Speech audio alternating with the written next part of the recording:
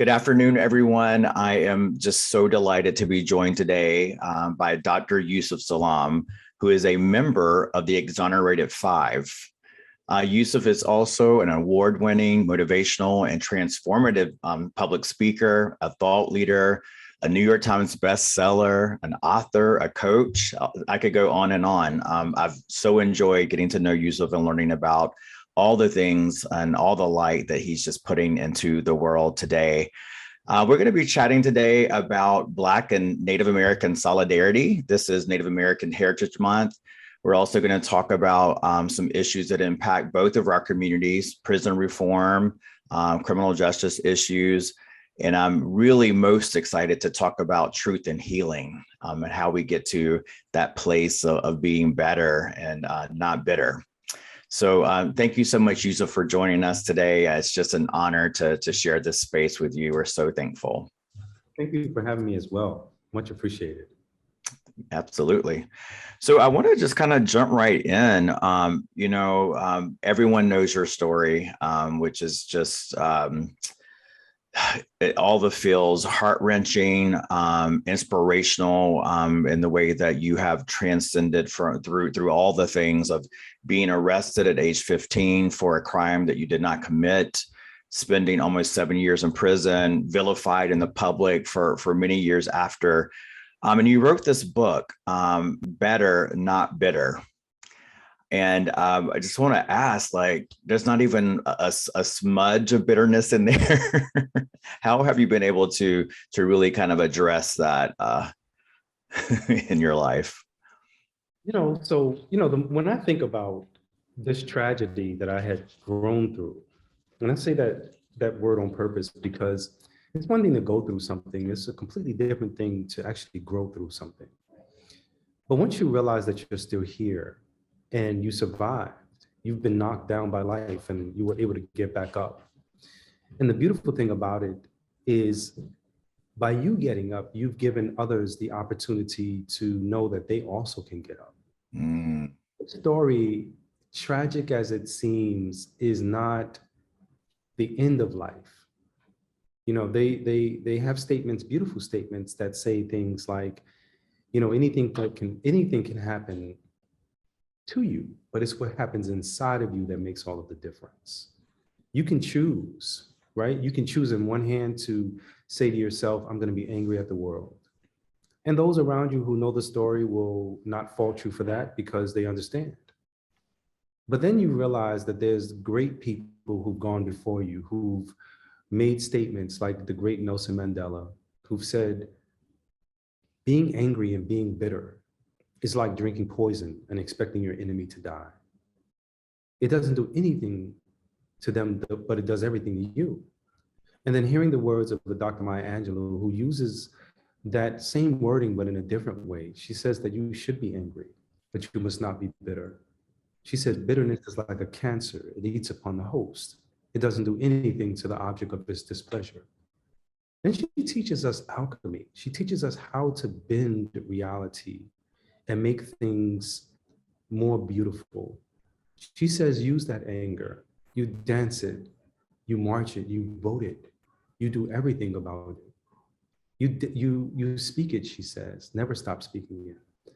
And I think going through the amazing process of healing gives you the opportunity to understand those statements in a really more profound way. Because if you don't get the opportunity to heal, you will be angry, you will be embittered, and you will hurt yourself in the process. You might hurt others, but ultimately, the whole world that is waiting for the gifts of your labor, the gifts that you were born with, will all be deprived of it. So powerful. I can sense from reading your work that spirituality is just a really important part of your life, and seems that that's probably helped facilitate you on this healing journey. And we'll love to hear you speak about that. I know in one place I read that you wrote, the hand of God is in everything that has happened to you. And I just so resonated with that from my background of being raised in a church, going to seminary, and really now leaning into like indigenous spirituality. Um, I feel that leading and guiding in my life. So I would just love to hear how spirituality has kind of played out and supported you on your journey. Absolutely. Spirituality is everything for me. We're born into this world, and what we don't know is the world of the womb that we came through. And more importantly, we don't know the world before that world that preceded that world of the spectacular magic that creates every single one of us. That world that says you're going to be one of over 400 million options. It's the story of the birds and the bees cleaned up for all audiences. But once we realize the odds that are at stake, we realize how special and how magical it all is. That you being one of over 400 million options, you were chosen to be born. And in that process, there's purpose. And if you were born on purpose, then you have to know that you have a purpose. You weren't born a mistake. Far too often, many of us are told that we were born mistakes. And if we believe that, then we begin to move throughout our lives as if we are mistakes, when the absolute opposite of that is true. And so understanding things from a more spiritual perspective, it gives you the opportunity to know beyond a shadow of a doubt that you have a purpose, that this was not for naught. And if you listen long enough to the vibrations around you, you'll get the opportunity to see. If you turn it off, if you constantly say, why me? Why was I given these lemons in life? You'll never be able to taste the sweetness of the lemon.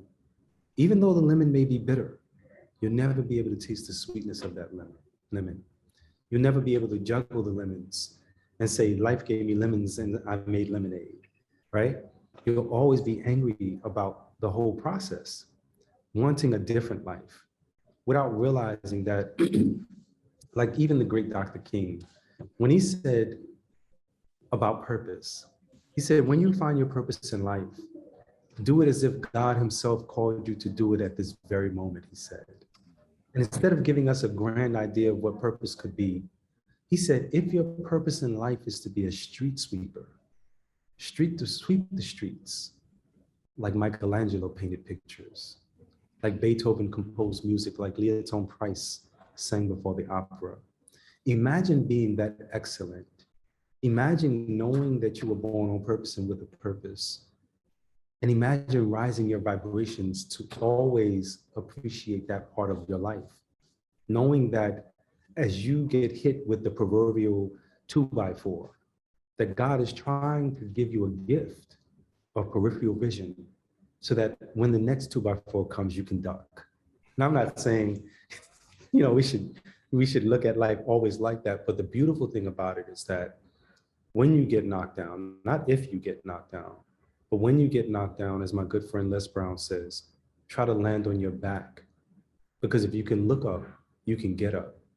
I found that life is constantly trying to create the survivor, the survival, the fittest of the fit. It's trying to chisel you into your best self.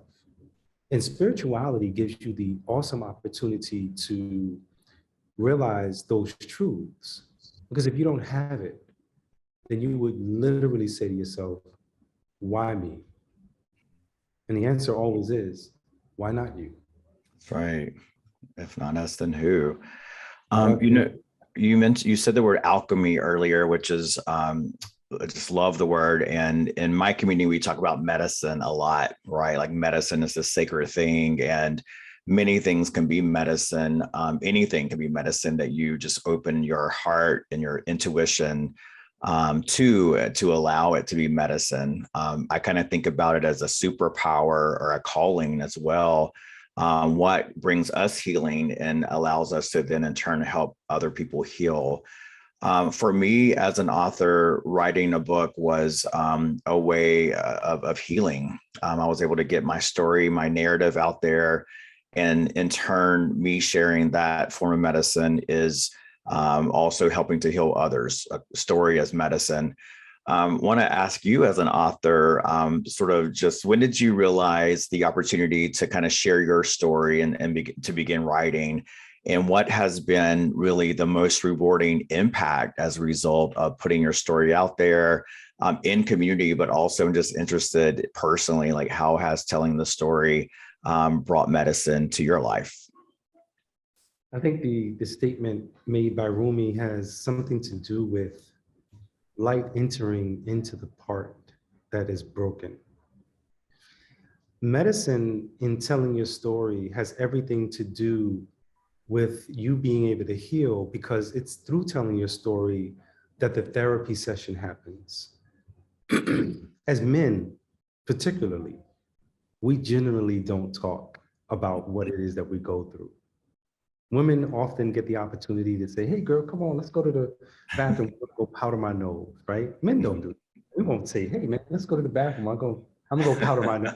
Right. You're doing something else, right? Because that's not natural to us. That's not something that we normally do.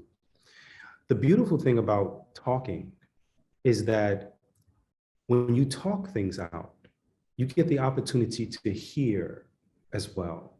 It's something that happens when you, even if you write something on a page, when you read it to yourself out loud, you oftentimes catch the mistakes, or catch the way, oh, I didn't mean to say it that way. I need the cadence to sound like this.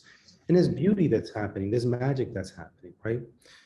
With me, I found that I get the opportunity to go through, grow through my story every single time I'm in front of someone telling my story.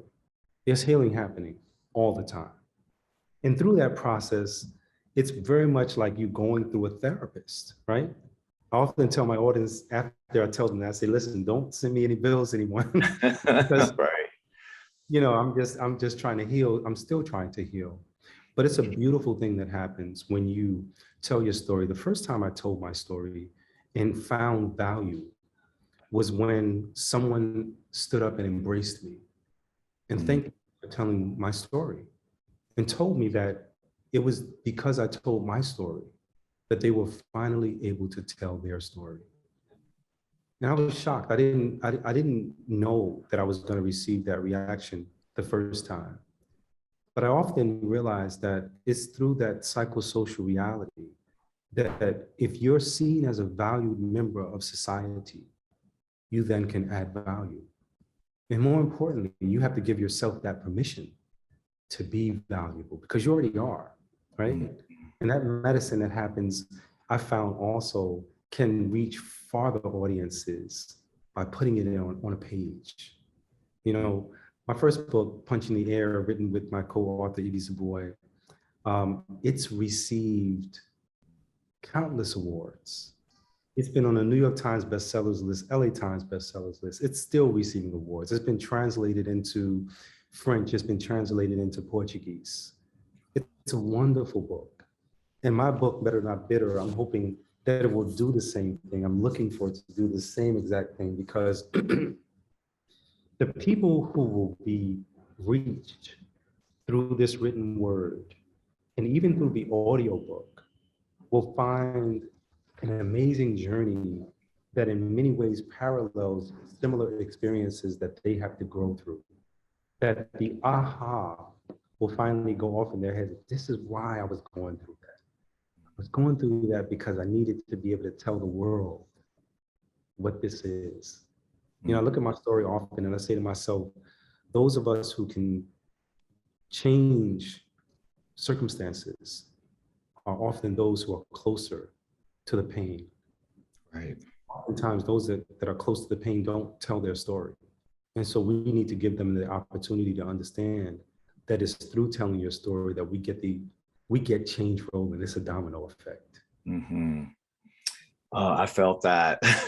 I felt that deep as you were describing. And I had a very similar experience around a person. The first time a person approached me and said that they felt and saw themselves in my story. And the more you hear that, it built me up, because I when I first put my book out in the world, I kind of ran and hid. I'm like, oh God, what did I just do? What are they going to be? What are the repercussions of like putting this story out there? And my story wasn't, a public story as yours was.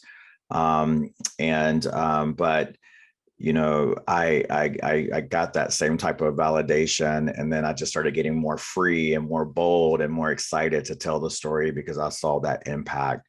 That's a beautiful feeling that we all can experience as we become brave enough to share. So I appreciate that. I'm curious for you, as your story got bigger and bigger and bigger. These books are coming out, and we're gonna help you get that book on all the same lists too, and promote it on our platforms. But then there was the documentary, and then there was the When They See Us with Ava DuVernay.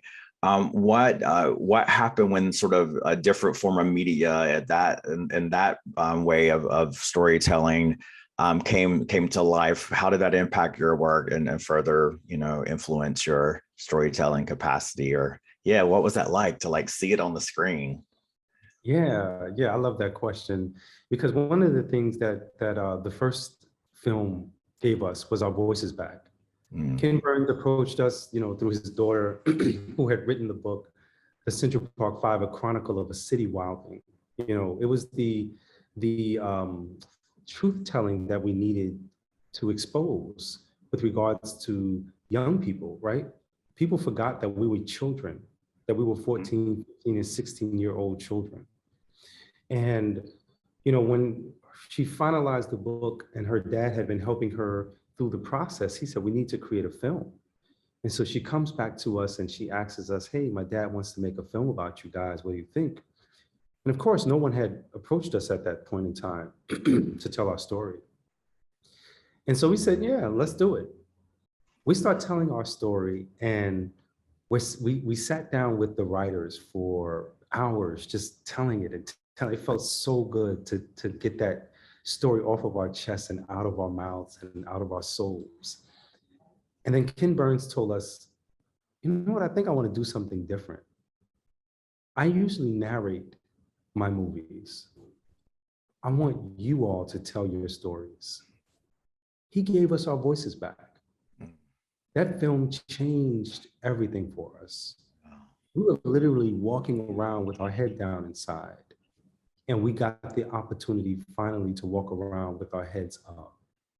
And it's one of those things that it's a gift that keeps on giving. The alley-oop was tossed in the air, and Ava DuVernay was able to grab it and do wonderfully magical things with the film that became When They See Us. And When They See Us, the 4-part series that came to Netflix was so importantly powerful for us, because quite oftentimes we knew that we were missing a piece. The piece that we were missing was that we were adults at this particular point in time. And this happened to us when we were children.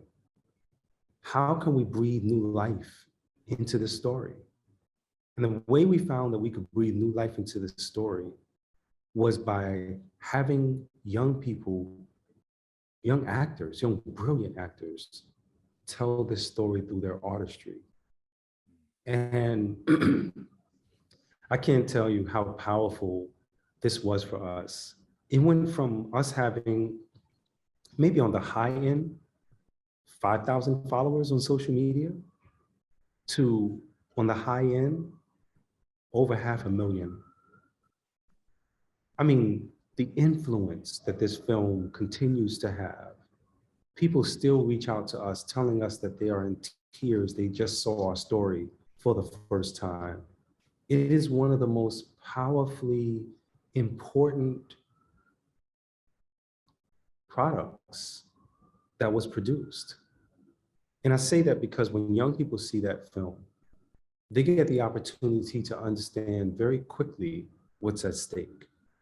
They see this film, and in many ways, they see themselves in this film. Even if they've never gone through this process, they see themselves because they know someone who has. It's a beautiful story in a way, because this story turns into a love story between God and his people. I write about this in Better Not Bitter. I talk about how the Central Park Jogger case is actually a love story between God and his people. It's the story of a criminal system of injustice turned on its side in order to produce a miracle in modern time. It's a story, if you go further, of a people buried alive and forgotten. The system forgot we were seeds. And instead of a social death, we were able to emerge like the phoenix from the ashes. Because as they built the fire to consume us, they forgot the owner of the heat. Mm. It's a beautiful thing. And then to put this same energy into works like Punching the Air and now Better Not Bitter, Living on Purpose in the Pursuit of Racial Justice, it just changes everything. Absolutely, absolutely. You know, the power of story to shift hearts and mind. I mean, it's a tool that is as old as time, and to work to shift these harmful, damning narratives that have existed for so long, these racist narratives, particularly around, Black boys and men, Black and brown boys and men. It's just so important. I want to talk with you a little bit about your advocacy. I know that you do work with some organizations, and you're a big, activist around reforming, prisons and the criminal justice system. This is an issue that's really important to my community, and this is Native American Heritage Month, and we're celebrating a lot that has happened and progress that we're making.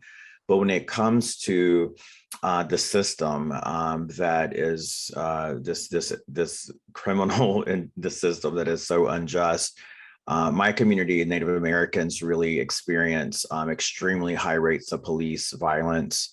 While we're only 1.2% of the population in this country, we experience rates of death due to police violence higher than any other racial group. 3 times are more likely than white Americans to be killed by police. And then our rates of incarceration are just off the chart compared to our counterparts, and especially for the size of population that we are. So this is a very important issue that many activists in our community are working towards. And in our work at Decolonizing Wealth Project, we have a fund, and we are supporting activists both in the Black community and in Native communities to really push back on change that needs to happen. So I just would love to hear you speak to the work you're doing to, as an activist in this space. If you have any thoughts around, Native communities and Black communities, and how we can come together and work more in solidarity to see change, so that we can have a system that is not targeting and criminalizing Black and brown people in this country the way that it has. Just anything that you want to say there, we'll love to hear your thoughts. Yeah, absolutely. Absolutely. I think, unfortunately, the Native experience was the experience that we experience and continue to experience as Black and brown people. The fact that they can judge you by the color of your skin and not the content of your character is always a problem. And I think that one of the beautiful things that we have the opportunity to realize is how similar we are by communicating with each other and sharing stories.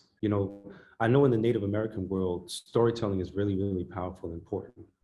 And in the Black and brown world is very powerful and important as well.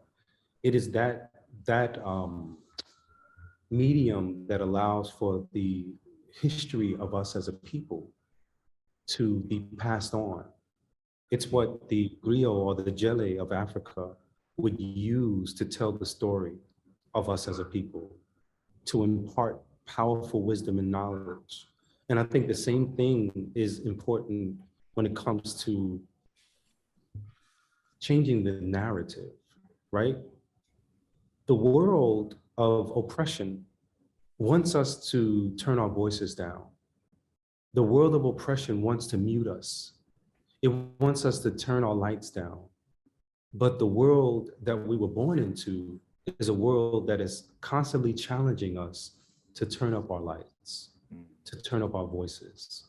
And what I say to that is, I encourage everyone to do what Dr. Maya Angelou did and utilize our own talents to dance it, to march it, to vote it, to do everything about it, to talk it, never stop talking it. And I think that in those beautiful ways of us sharing, we get the opportunity to plant the most powerful seeds in the future generations, the people who've been told that they aren't worth anything, when the absolute opposite is the most truthful, that they're worth everything, that they were not born mistakes, but that they were born on purpose and with a purpose. And so rather than participate in whatever it is that they are trying to do, meaning the government, the system of oppression, any oppressive regime, whatever it is that they're trying to do needs us in order for that to happen. I remember when, I was arrested at 15, and, if you've seen When They See Us, you got the opportunity to see the depiction of my mother coming into the interrogation room and getting me out of the clutches of the enemy. But what you didn't see was what she told me. And what she told me is what I tell all audiences. She said to me, first, she told me to stop talking to them. And the second thing she told me was that they needed me to participate in whatever it was that they were trying to do. She encouraged me not to participate, to refuse. And in that same way, they need us to they need us not to participate, but we need us to participate in our greatness, in raising our vibrations, in shedding more light in the world. Because what happens when you turn on the lights? Darkness vanishes. Mm-hmm. That is beautiful. Speaking of turning on the lights, in this past year, so much, has been happening, right? Pandemic, of course, and that really exposed a lot of disparities that we've known about for a long time, but some were coming to understand for the first time after the murder of Brother George Floyd, and the uprisings began for racial justice. For some, it feels like there's an opportunity in that, right, to educate, to bring people around. In your work around racial justice, just interested to hear how has the 2020 and all the things that happened there impacted your work? Do you see new opportunities? Are you hopeful about any progress that might be possible as a result of these, horrible events of the last year? Yeah, I think one of the biggest impacts to the work that we all do in relation to these tragic experiences that we've been witnessing is that the language is changing. And in the language being changed, it also gives us the opportunity to see things in a far different way, right? We may have been looking at it from one lens, and that lens may have said things like, we need to fix the system. And when these tragic events happen, we realize that the system was absolutely not broken, that it was designed exactly as it was imagined in the minds of its makers. And so our challenge is to figure out, how do we reform this system that at its inception, right? When we think about the ratification of America, we think about a country that started with the words, "We the people." And if we just take a pregnant pause and we test the temperature in the room, what we'll find is that Black and brown bodies were not considered whole human beings. They were considered 3/5 of a man. That language has never been reformed. And so we continue rather to be seen as 3/5 of human beings. We see laws that relate to that particular part of the process. What I think that has happened in light of the murders that have been so publicly shown is that it's given us an opportunity to connect the dots in a different way. We've been talking about things, and people have been imagining that these were isolated incidents. But when you see these murders happen in tandem and still continue to go on, we realize that these things are systemic, that this is an epidemic of global proportions. And we're fighting two epidemics. And we've been fighting two epidemics, right? We've been fighting an epidemic on healthcare, on, quality of life, on our lives, and much, much more. And I think what's happened, not to say that it's been a plus or positive, but the fact that we've been able to galvanize people who have been silent, who've been going about their days as if this didn't affect them. The children of our ancestors poured out into the streets.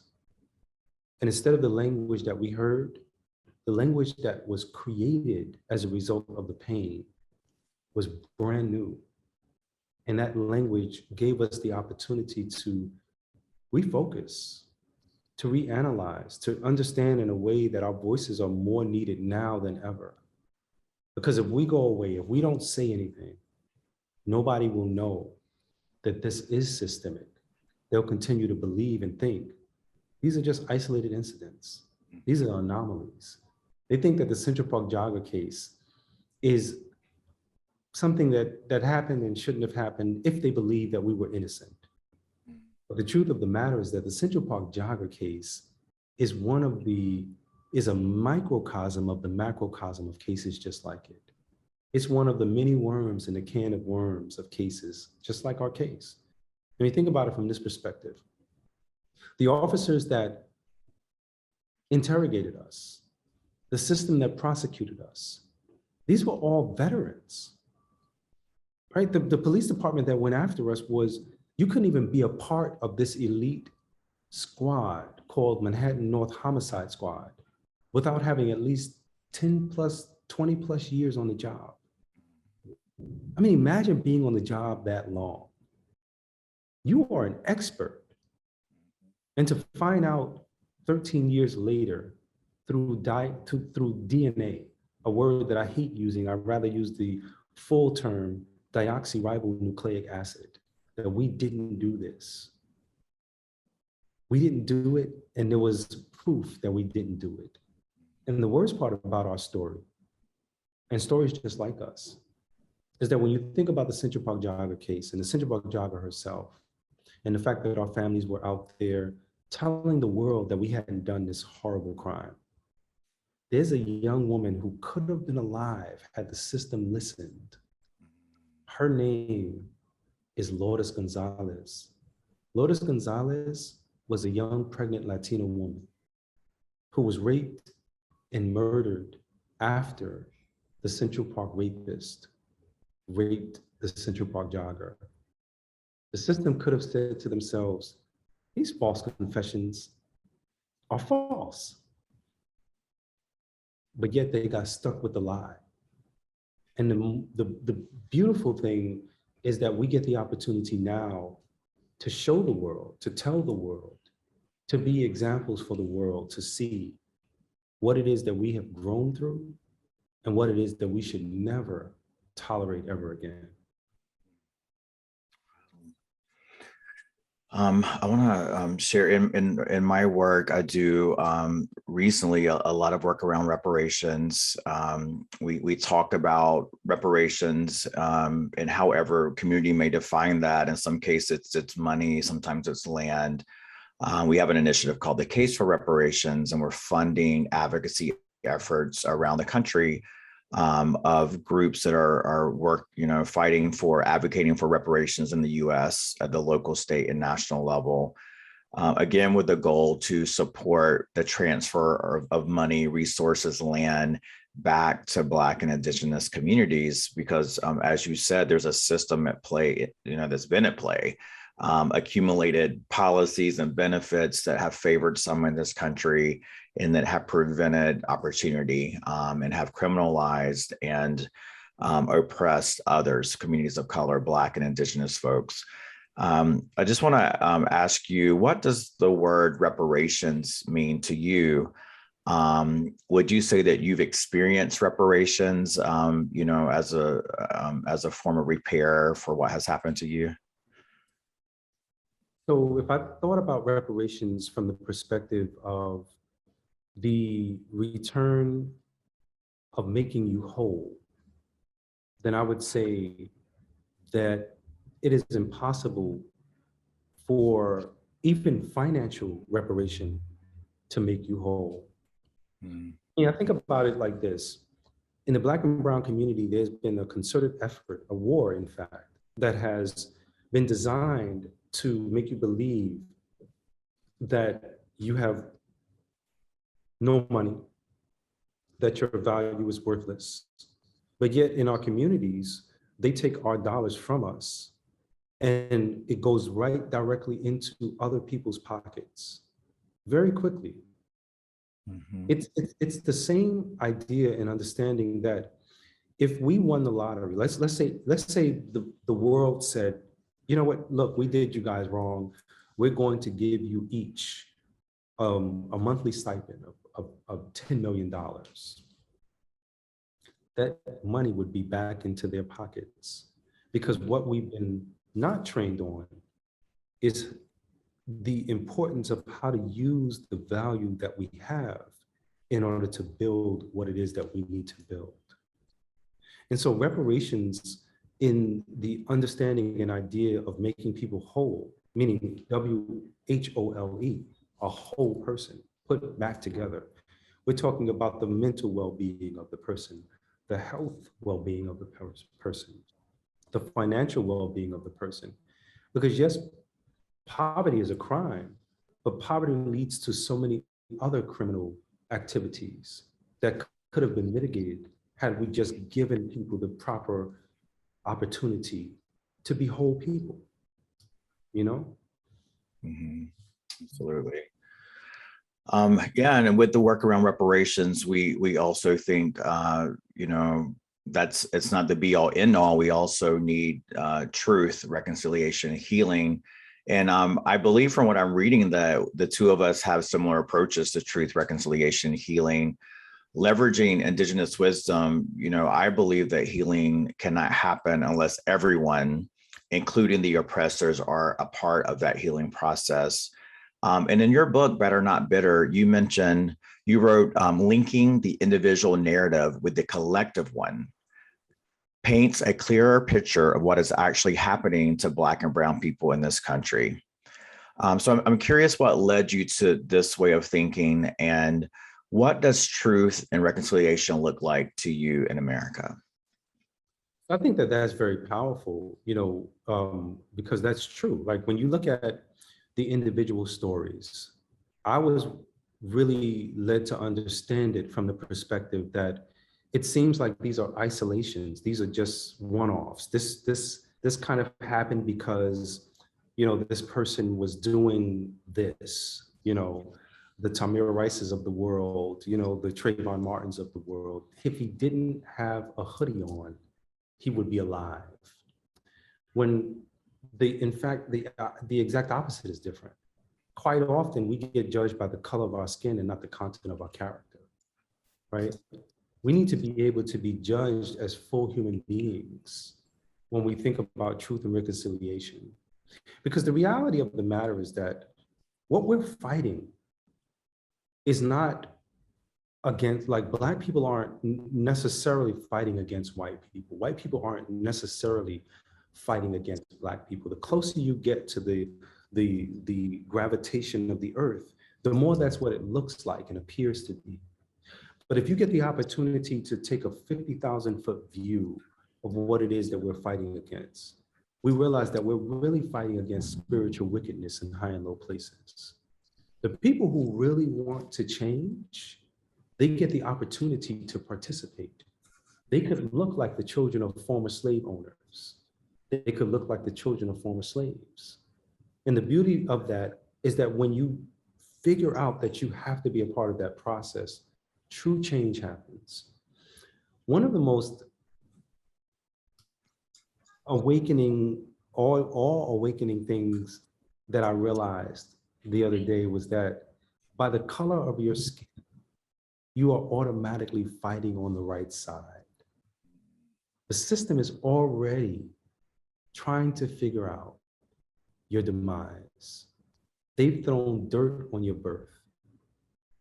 And we are fighting tooth and nail. And the beautiful thing is that we're still here. But the greatest thing is that for it really to happen in a really powerful way, is that people who had no involvement other than their lineage have to be a part of the process for true healing to happen. Mm. Absolutely. What's giving you hope right now? Wow, yeah. I think the biggest thing that gives me hope is, talking to young people in particular, talking to them and seeing the light turn on in their eyes as they realize that they are the change that we seek, that the future is alive and well, because those seeds of wisdom, those seeds of ideas, of change, of opportunity that's being planted inside of their minds are taking real roots and giving us a real big fighting chance. Young people are some of the most, they're some of the first folks that are told that they're worthless, Right. right? Young people are the movers and shakers of tomorrow. Mm-hmm. They're the ones that are going to be in control. Imagine if we gave them a fighting chance, bigger and better than what it is that we're telling them. And so I think that what gives me hope is the part that I play in that process. It gives me tremendous hope in knowing that those lights that I see aren't lights that are flickering, going and dimming, but they're getting brighter and brighter, right? Ideas that are being planted in those minds of people who are saying to themselves, like a young girl who jumped up in an audience in 2014. She told me, she said, I'm a cadet. I'm 13 years old. I want to become a cop. What advice can you give me? And I swear the first thing that came to my mind was to tell her to run. Do not go into that profession. But then I realized that there are actually far more greater cops than there are bad cops. And I thought about my experience. And in my experience, I realized that I had been traveling throughout the nation at that point in time. And on the side of the cop cars, I saw the words in some variation, to serve and protect. Ultimately, I ended up telling her about this. And I said, my advice to you, if you found your purpose in life and it's vibrating at this high level and you want to serve and protect people, do it as if God himself called you to do it at this very moment. It is one of the most powerful things, because if she's a cop today, she's going to be one of the good ones. If she is going into that profession knowing and wanting to be an officer that is protecting and serving people so that we can go about our lives safe, she's going to be one of the best cops out there. That gives me tremendous hope. Young people who say to themselves, I want to become a forensic scientist because I heard Yusef Salaam, one of the exonerated five, speak. I want to become a lawyer because I heard him speak. I want to become a prosecutor. I want to become a judge because I want to add balance and fairness to the process. I'm overjoyed and thankful in those moments as to the possibility that they hold in their future. Absolutely. I feel the same, that young people give me hope every single day. Thank God for them. I want to invite everyone who sees this to check out this book. If you don't have it, you've got to get this book. Better, Not Bitter. Such powerful words there. And I'm just so thankful for all of the things that all the medicine that you shared with me today, that you're sharing with us through all of the aspects of your work. And I'm kind of curious, like, what's next? I read something that I don't know if it's true, but I'll invite you to share if you want to, about what's next and what you're thinking about in your near future. What can we be on the lookout for? Oh, I mean, I'm definitely thinking about next steps and next opportunities. Nothing concrete yet. Okay. But I am still in the process of working on more books, producing more information, sharing more of my life with the world in a lot of more powerful ways. Mm-hmm. Awesome. Well, brother, if you didn't do anything else, you have blessed us with so much, with just life-changing, powerful words, and just an example of what God can do. Really just an example of the power of grace, forgiveness, resilience, and just all the words. Like, everything is coming to mind. Not just through your work, but having the chance to speak with you today and feel it in your spirit has just been life-changing for me. I'm so grateful. I want to invite folks to go to your website. I know there are opportunities there to take action, to check out your work. Do you have a preferred website that you want to direct people to? Yes, absolutely. It is my name, which is spelled YUSEF, the word speaks, SPEAKS.com. So YusefSpeaks.com is the website. And my email address as well is Yusef@YusefSpeaks. And I look forward to hearing from people. I look forward to people telling me about how they have experienced Better Not Bitter, either in audio format or book format. Yeah, I'm looking forward to it all. Absolutely. Check out, go to yusefspeaks.com. And one of the things that we want to do, just as a token, a small token of our appreciation for your work and your time today, my organization, Decolonizing Wealth Project, will be making a contribution to two organizations on your website, the Innocence Project and the Marshall Project. And so everybody check out the website, get the book, get involved in this, crusade for love and healing and truth and reconciliation. And I'm so grateful, Doctor. Thank you for your time and for your leadership, and look forward to continuing to press forward through this movement with you. Thank you for your time today. Thank you. My pleasure. I look forward to it as well. Much appreciated.